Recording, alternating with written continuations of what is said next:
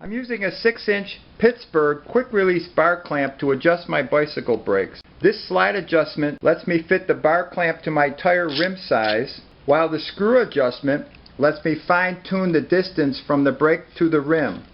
To make the grips hold steady on the domed brake nuts, I removed the grips, placed them in a vise, and drilled a 1/4 inch hole into each grip. Now that the grips are pre-drilled, they fit nicely over the domed brake nuts during brake adjustment.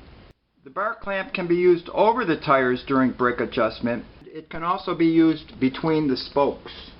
A 6-inch Pittsburgh quick release bar clamp costs $2.99 from a Harbor Freight Tools store and around $9 from Amazon.